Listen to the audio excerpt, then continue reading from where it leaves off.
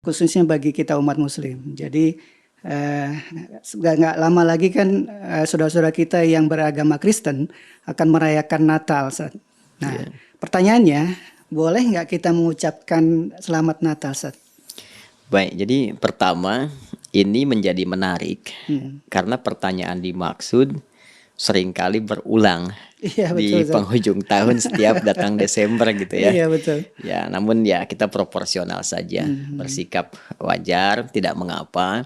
Toh ini boleh jadi juga semakin mencharge wawasan kita, Betul. menambah pengetahuan dan meningkatkan sisi toleransi yang proporsional. Iya, iya. Sekalipun wajar juga kita bertanya, kenapa saat eventnya saudara-saudari kita yang lain seperti Hindu misalnya, Buddha atau Konghucu, di saat hari rayanya juga tidak seramai pembicaraan seperti sekarang gitu. Iya, iya. Tapi ya tidak apa-apa, sekali lagi ini proporsional. Yang penting ada sisi yang proporsional untuk menerapkan toleransi sesuai dengan porsinya masing-masing, bagaimana mewujudkan sikap saling menghormati dan membangun keharmonisan dalam berbangsa, bernegara. Untuk itu, di dalam Islam, bersyukurnya kita kepada Allah Subhanahu wa taala, konsepsi tentang toleransi, sikap menghormati, terutama antar keyakinan dan kehidupan beragama, itu sudah diatur sedemikian detail, lengkap dan sempurna. Ya, dalam konteks ini, Islam membagi kepada dua bagian sisi toleransi yang terkait dengan aspek beragama ini. Apakah pembahasannya masuk di ranah ibadah, dalam konteks hubungan kita, konektivitas kita dengan Allah Subhanahu wa taala, dengan Tuhan yang kita yakini, kan? Ataukah yang dimaksudkan ini sisi muamalah, konektivitas kita secara sosial dalam berkehidupan bermasyarakat misalnya, atau berbangsa, bernegara. Nah, Islam mengatur itu secara sempurna, memberikan ruang-ruang untuk kita berinteraksi dan batas-batas yang di dalamnya terdapat unsur penghormatan, saling menghargai, dan toleransi tingkat tinggi. Ya, saya beri contoh misalnya, ketika berbicara tentang persoalan agama, bagaimana toleransinya? Sangat sempurna. Bahkan turun surah sekaligus satu surah di dalam surah Al-Kafirun itu kan, itu kan sejarahnya ketika ada yang berusaha mengajukan proposal pengajuan kepada Nabi Muhammad SAW supaya mencampur adukan keberagamaan itu dengan bergantian beribadah. Ya, mereka datang kepada Rasulullah ya Muhammad SAW, kurang lebih kalau bahasa kita tidak usah berselisih, tidak usah ribut, kita ibadah bergantian saja.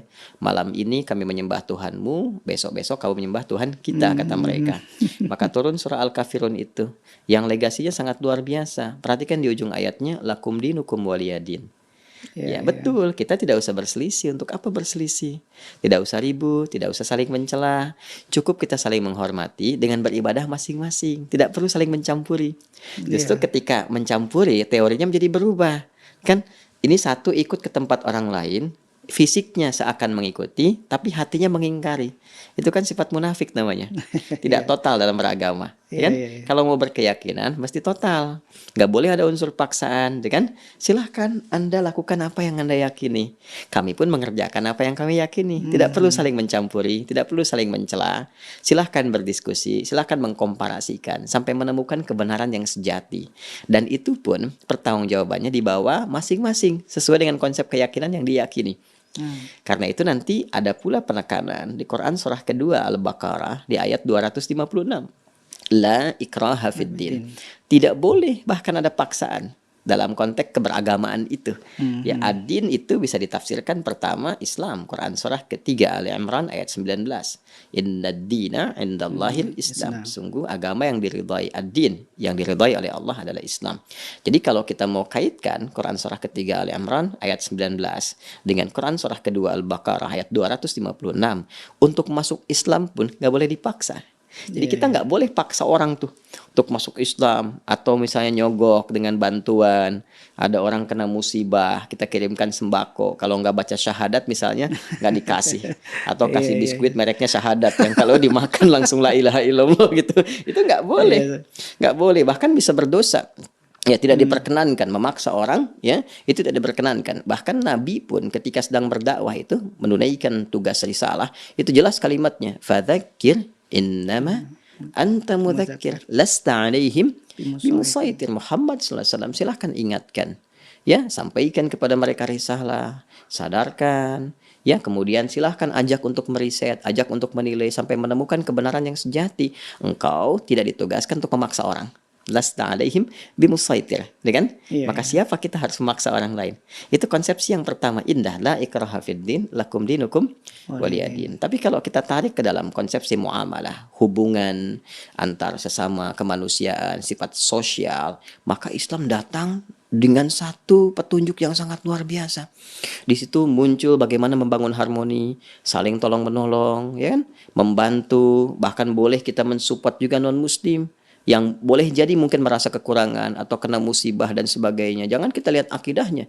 Dalam konteks membangun bangsa bernegara, boleh jadi di kantor misalnya ada kawannya yang non muslim juga, ya kan? Iya, iya. Misalnya di instansi pemerintahan atau bahkan di kemiliteran, nggak semuanya mungkin orang Islam, tapi mereka bekerja sama membangun keharmonisan untuk apa? Untuk memakmurkan negeri, berjuang demi negara, demi bangsa. Bagi umat Islam diniatkan pula sebagai ibadah kepada Allah Subhanahu wa taala. Itu toleransinya sempurna. Punya tetangga, ya kan? Non Iya. muslim. Saya misalnya punya tetangga yang Kristen, yang Hindu misalnya atau yang Buddha, kita masak makanan kita, tercium baunya ke tetangga. Apa kata Nabi? Ya kan? Selama Iya. baunya sampai ke tetangga, maka bagi dengan tetangga itu. Walaupun cuma kuahnya gitu kan. Nah, ini ada yang salah tangkap, dia tangkap ujungnya aja. Kuahnya aja. Jadi dia makan opor ayamnya, dia bagi kuahnya.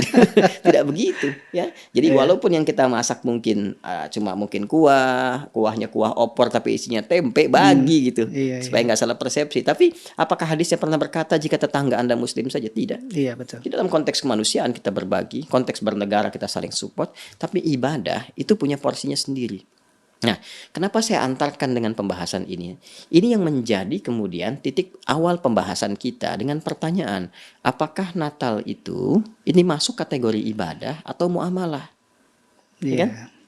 Nah, ini persoalannya. Apakah dalam Natal itu yang dilakukan saat Natal, saudara-saudari kita sebangsa setanah air misalnya di Indonesia atau bahkan yang di luar ya, karena ini kan terkait dengan agama tertentu yang tidak hanya dicakup di Indonesia, tapi di luar juga ada yang seiman atau sekeyakinan dengan apa yang tadi disebutkan dari kalangan Kristen. Nah, sekarang persoalannya Natal itu bagi saudara-saudari kita yang di Kristen itu ibadah atau hanya persoalan budaya, persoalan sosial, gitu kan? Yang Iya. kalau diinteraksikan ya bisa membangun harmoni dalam konteks sosial saja, nggak ada kaitan dengan ibadahnya. Nah, kalau kita merujuk misalnya, taruhlah pada keterangan Kemenag ya. Ini Kemenag kan suka bikin panduan dan ini kan yang punya otoritas mengatur tata cara, ya membantu bukan tata caranya tapi membantu bagaimana pelaksanaan ibadah, implementasi ibadah di masyarakat khususnya di Indonesia dalam berkeyakinan itu bisa terpenuhi dan terjamin dengan baik sebagai amanat Undang-Undang Pasal 29 ayat 2. Negara menjamin kemerdekaan tiap-tiap penduduk untuk memeluk agamanya masing-masing dan beribadah menurut Iya. agama dan kepercayaannya itu. Demi memudahkan, menjamin, memberikan pengayoman, memfasilitasi, salah satunya kan ada Kemenak. Ya nanti sejarahnya kalau mau itu cukup panjang, tapi di antara fungsinya demikian. Nah, ini saya punya satu lembaran, ya beberapa yang kita ambil langsung dari situs Kemenak, Kementerian Agama Republik Indonesia. Ini yang terbaru ya, yang terbaru, yang terkait dengan kondisi PPKM, ya kan? Yang dengan PPKM ini bagaimana kemudian Kemenag menghadirkan edaran terkait dengan pelaksanaan Natal. Jadi judulnya ini cukup menarik nih. Ya, kalau kita lihat, nah ini kan ini Menteri Agama ya. Iya. Kemudian ini Menteri Agama yang dari situs Kemenag. Judulnya kalau saya boleh bacakan, PPKM level 3 batal. Kemenag perbarui edaran pelaksanaan ibadah Natal. Ibadah 2021 Natal. ya kan? Ya kan ibadah Natal. Berarti dalam Natal ada ibadah. Iya. Ya, dan Kemenag itu kan nanti punya dirjennya tersendiri, bagian-bagiannya. Kan dirjen Bimas Islam, kan bimbingan masyarakat untuk yang Muslim. Nanti ada yang Kristen, ada yang Hindu, ada yang Buddha. Berarti ada bagian-bagiannya tersendiri. Dan Natal ini dipahami sebagai ibadah. Dan umat Kristen juga memahaminya sebagai bagian dari ibadah pada prakteknya. Kan pemahaman pertama ya terlepas dari diskusinya atau perdebatannya seputar kelahiran Nabi Isa alaihissalam atau disebut juga dengan Yesus ya atau Mesias. Ya ada persepsi mengatakan tanggal 25 Desember, ada di persepsi lain di bulan Januari, ya ada sisi yang lain juga mengatakan di musim panas ya. Terlepas dari itu kan ada perayaan ibadah di situ. Ada ibadah, ya kan? Datang ke gereja, melakukan kebaktian dan sebagainya. Karena itu disertakan pada kepentingan ibadah. Artinya apa? Natal tidak berdiri sendiri. Natal ada nuansa ibadahnya. Yang memandang Natal itu termasuk pada ranah ibadah, maka praktek toleransinya bagi umat Islam menggunakan skema yang pertama tadi. Ya, Iya, apa iya. skemanya? Lakum dinukum waliyadin. Nggak boleh diganggu. Ya, bahkan harus dihormati. Bagaimana cara menghormatinya? Cara menghormatinya dengan cara membiarkan saudara-saudari kita beribadah sesuai dengan keyakinannya masing-masing, tanpa mencampurinya sedikit pun, baik dengan perkataan ataupun juga dengan suasana hati tertentu, apalagi dengan perbuatan. Ya, seperti ikut-ikutan ke gereja misalnya, atau menyimak kebaktian, atau mengenakan pakaian-pakaian yang memang khusus dipahami sebagai bagian dari ibadah ya di agama tertentu. Atau bahkan mohon izin di perspektif yang lain, sisi sebaliknya. Misalnya ada yang sering dengar kita kasusnya ya di ya usaha-usaha tertentu, di mall misalnya atau di Iya, bisnis iya. tertentu yang pegawainya kadang dipaksa untuk Dipaksa, Zat. mengenakan Iya, itu. pakaian-pakaian tertentu, itu ya nggak boleh. Ya, jadi nggak Iya, boleh ada unsur paksaan di dua sisi secara bersamaan. Jadi kita juga tidak perlu memaksakan diri karena aspek menghormati ini. Ya, iya, jadi iya. tidak mengenakan itu justru ini bagian dari toleransi. Ya, menjaga perasaan, menampilkan satu pandangan yang utuh tentang konsepsi keberagamaan, menghormati, ya. Jadi baik itu dari segi perkataan, kemudian juga suasana hati, pun dengan perbuatan. Tidak perlu dipaksakan, ya apalagi sampai menyertai. Ya, dan itu sudah ada fatwa-fatwa ulama terkait dengan yang demikian. Bahkan dalam urusan untuk mohon maaf ya, menghadirkan potensi untuk menyakiti, mengganggu, merusak, itu tidak diperkenankan sama sekali. Karena seringkali kita mendengar ada isu-isu. Ya kalau sudah masuk ke Desember ada penjagaan ketat dari aparatur kepolisian dan sebagainya di gereja-gereja tertentu. Karena dikhawatirkan ada serangan-serangan atau teror dan sebagainya. Sekaligus kita menegaskan. Ya kita menegaskan. Ya, khususnya pada umat Islam bahwa tidak boleh sama sekali mengganggu. Apalagi merusak. Mencela pun tidak diperkenankan. Itu ada surahnya sendiri loh. Iya, iya. Surah ke-6 Al-An'am ayat 108. Wala tasubbul ladzina yad'una min dunillahi fayasubbullaha adwan bighairi ilm.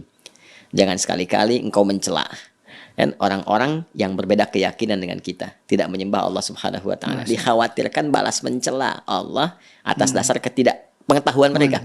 Ya, nanti timbul rasa benci. Nah, rasa benci yang berlebihan ini tidak mendorong kemudian untuk mencari, mendapatkan petunjuk pada kebenaran atau mau menggali Islam. Bahkan di situ nanti muncul celaan-celaan tanpa dasar pengetahuan. Jadi mencela saja tidak boleh, apalagi merusak. Iya, Ya, iya. perhatikan bagaimana satu sisi tingkat tinggi toleransi dalam Al-Quran disajikan terkait dengan aspek ibadah. Jadi silahkan ditunaikan, ya kan?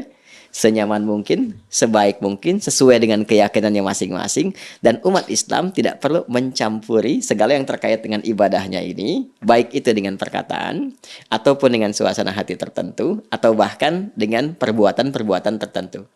Nah, kenapa saya sebutkan perkataan, hati, dan perbuatan? Karena di dalam Islam, aturan ibadah ini mencakup kepada 3 aspek tadi. Iya, iya. Jadi ada ibadah menggunakan hati.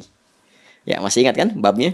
Iya, Zat. Bab niat kan? Niat. Niat itu kan bersumbernya di mana? Dalam hati. Hati. Ya kan? Dalam sholat ada niat. Dalam Iya, iya. puasa ada niat. Dalam haji ada niat. Sumbernya di mana? Di hati. Hati. Kemudian yang kedua, ada ibadah lisan. Dan kadang-kadang ibadah lisan ini menjadi pembuka yang sangat menentukan akan legalnya atau halalnya ibadah yang berupa perbuatan. Iya, Ya, iya. sambil contoh misalnya. Mas Lik sudah menikah kan? Iya. Ya, punya keluarga, punya anak, punya istri. Legalnya, halalnya, hubungan antara suami dan istri, kapan itu dibenarkan, dibolehkan, itu ternyata dibuka dengan ibadah lisan. Saya terima nikahnya si Fulana binti Fulan dengan mas kawin sekian dibayar tunai. Iya. Ada ijab, ada qabul. Ijab dan qabul bukankah itu perkataan? Iya. Itu ibadah. Dan disebut mitsaqan ghalidha, perjanjian yang sangat kuat, komitmen yang harus dipegang erat. Itu ibadah. Itu dengan lisan. Kemudian juga syahadat. Ya, pokok pertama, rukun Islam yang pertama itu kan syahadat. Iya. Asyhadu an la ilaha illallah wa asyhadu anna Muhammadar Rasulullah. Dengan apa diucapkan? Lisan. Dengan lisan kan? Maka lisan pun beribadah, Iya. ya kan? Kemudian perbuatan. Ya, perbuatan kita sholat, bergerak, gitu kan? Kemudian juga kita membaca Al-Qur'an dengan megang mushaf dan sebagainya. Bahkan ada gabungan antara lisan, hati, dan perbuatan seperti sholat. Sholat diniatkan dalam hati. Lisan berkata, Allahu Akbar, tangan bergerak. ya kan? Mengangkat sejajar dengan bahu. Demikian selanjutnya. Jadi ada ibadah hati seperti niat tadi, ibadah lisan seperti ucapan syahadat dan ijab qabul, ibadah fisik saja misalnya seperti ya ritual dalam yang kita kerjakan. Tawaf misalnya ada fisiknya, sa'i ada fisiknya, bahkan gabungan dengan lisan tadi ya, ada lisan, hati dan perbuatan yang dilakukan secara bersamaan. Nah, karena tadi kesan yang terbangun dalam Natal tadi kesannya adalah ibadah, maka satu dari 3 unsur ini pun tidak boleh menyertainya. Ya, tidak boleh ada unsur niat menyertai, tidak boleh antara unsur perbuatan menyertai, dan tidak boleh ada unsur lisan menyertai. Jadi kalau kemudian kita hadirkan misalnya unsur lisan dengan mengatakan kalimat misalnya Selamat Natal, sekian, sekian, sekian. Sementara di Natal itu ada unsur ibadah. Unsur yang berbeda dalam konsepsi ketuhanannya. Ada unsur penyembahan, ya. Ada unsur peribadahan seperti tadi yang digambarkan. Datang ke gereja, ada proses tertentu yang sesungguhnya dalam keyakinan kita Islam dipandang berbeda. Jadi kalau kita ucapkan ada pengakuan di situ. Sementara komitmen la ilaha illallah adalah tidak menuhankan kecuali hanya Allah saja. Menepikan yang lain kecuali hanya menuhankan Allah.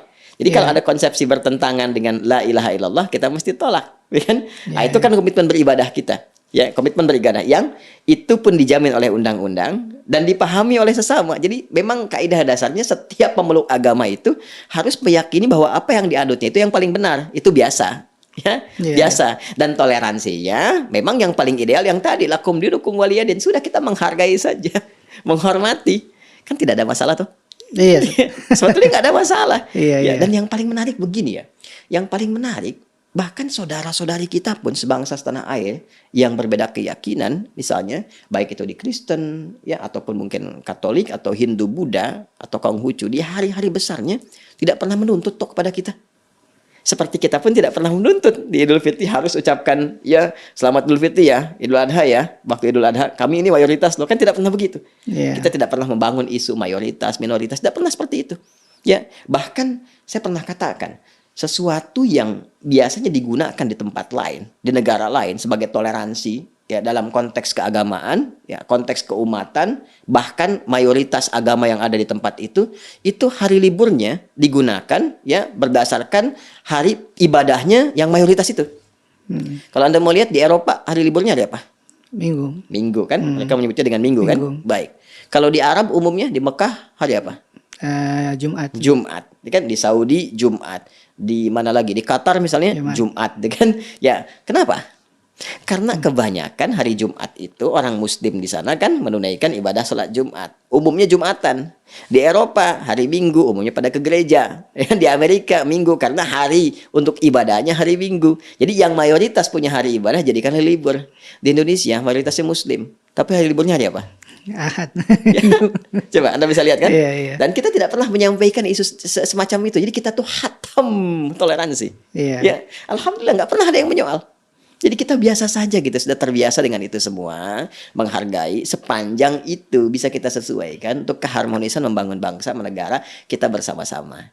Nah, tadi tarik ke dalam konsepsi beribadah, dalam toleransi beribadah pun tuh porsinya ada. Ya, jangan sampai dipahami bahwa karena tidak mengucapkan nggak toleran. Jadi kita edukasi dulu, ini loh kenapa di umat Islam tidak mengucapkan dalam konteks ini selamat ya pada satu agama tertentu pada hari rayanya, karena di hari raya itu ada nuansa ibadahnya, nilai ibadahnya. Terkait dengan Natal pun di sini kan ada yang tadi saya sampaikan dari Kementerian Agama, bahkan ini kan rinci kita print out tuh surat edarannya nomor .2 SE itu kan .33 tahun 2021. Ya, tentang pencegahan dan penanggulangan coronavirus disease 2019 dalam pelaksanaan ibadah dan peringatan Hari Raya Natal tahun 2021.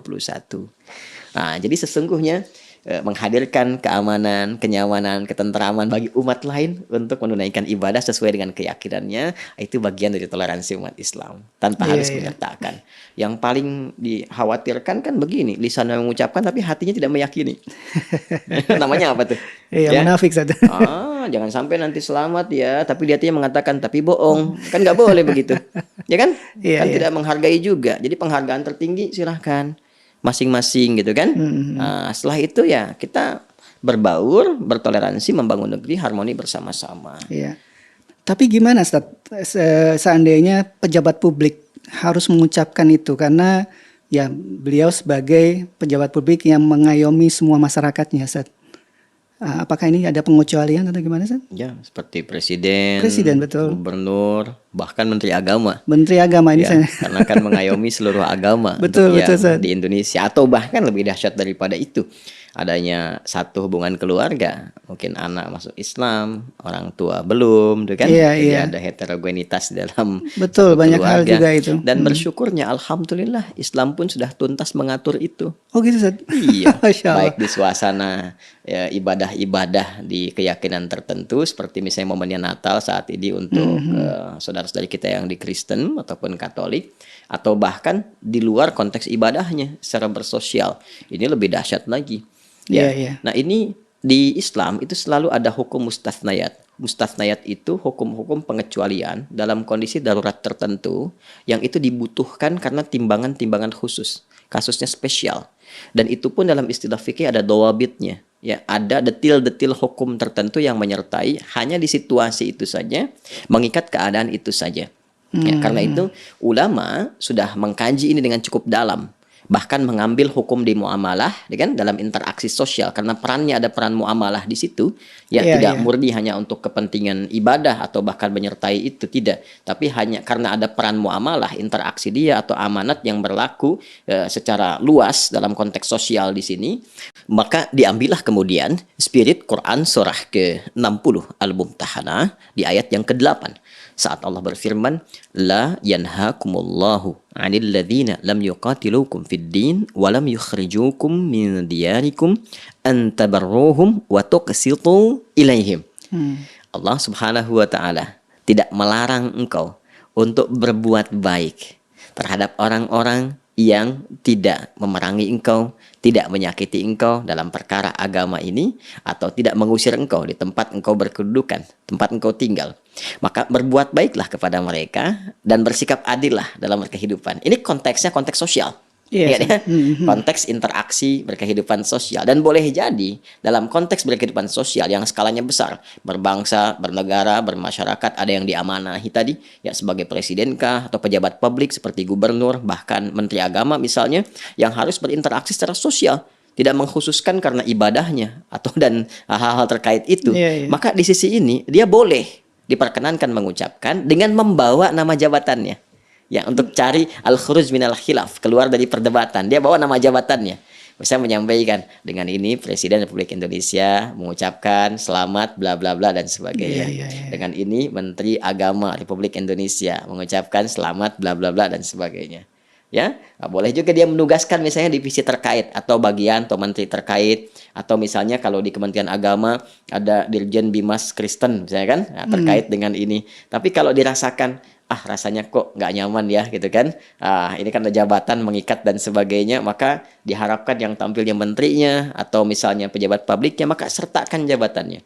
Ya, bukan menyertakan pribadinya untuk keluar dari khilaf, keluar dari perdebatannya, ya, khuruj minal khilaf namanya.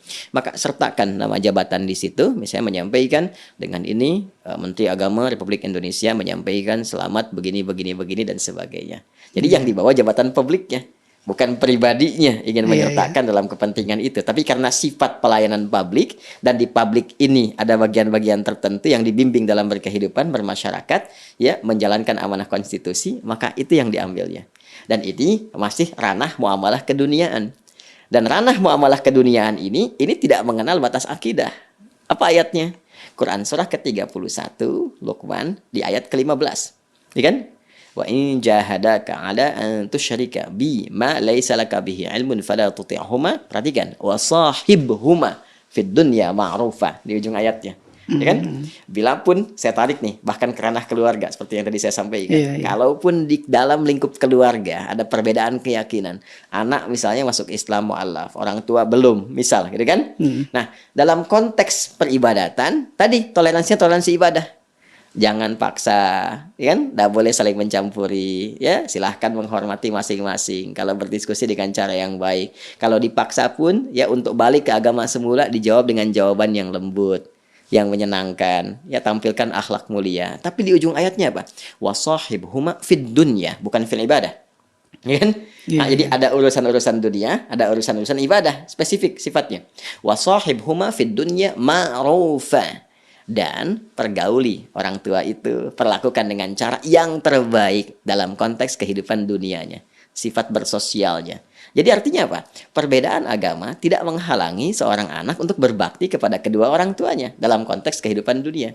Kalau ditarik lagi ke tingkat yang lebih tinggi dalam konteks kehidupan berbangsa, bernegara, perbedaan agama tidak boleh menghalangi pejabat publik untuk Melayani. bersikap adil Iya, iya. dan melayani Iya, masyarakatnya. betul, betul. Ya, jadi ini keadilan ini kemudian yang ditampilkan ketika ada perayaan A, perayaan B di umat A, umat B, dia boleh kemudian dengan jabatan yang melekatnya, bukan karena pribadinya, karena jabatan melekatnya. Ya, gubernur mau inspeksi misalnya gubernur Jakarta atau Jawa Barat atau di luar inspeksi ya melihat ke gereja untuk memastikan ini aman, baik ini itu boleh, sah-sah saja. Iya. Karena jabatan melekat kepada dirinya dan harus memastikan berlangsung aman, berlangsung baik, nggak boleh ada gangguan dan sebagainya. Nah, ketika akan mengucapkan selamat, jabatannya dilekatkan di situ. Jadi jabatan yang menjadikan pelayanan publik ini terjamin. Bahkan itu perintah Al-Quran. Ya, bukan pribadinya yang ingin menyampaikan itu, tapi lebih kepada jabatan yang melekat. Bisa dibedakan. Wasahibhuma fid dunya. Dikaitan dengan itu. Nah, anak pun, ya kan, mungkin ada pertanyaan lagi, boleh Iya. nggak ngasih hadiah? Itu dia, Ustaz. Kunjungan ke rumah dan sebagainya. Nah, ini di sini khuruj minal khilaf lagi, keluar dari perdebatan, bisa diatur waktunya untuk menyesuaikan. Misal kan karena tadi kebolehannya diikat dengan konteks berhubungan sosial, keduniaan, bukan spesifik ke agama, maka yang pertama kali dilakukan misalnya tidak harus bersamaan waktu. Sehari setelahnya, kedua hari setelahnya niatkannya untuk silaturahim datang, deh kan? Iya, Yang bawa makanan, bawa apa, ya, tapi bukan terkait dengan konteks ibadah karena ibadahnya kan udah lewat. Iya, iya. Tanggal 25 kan, dia datang tanggal 26. Dia datang tanggal misalnya 27 gitu kan. Dan kaitan-kaitan yang tidak erat langsung tersambung dengan ibadah. Nah, itu keluar dari konteks perdebatan, konteks khilaf, hal yang tidak mungkin menyenangkan karena nggak semua orang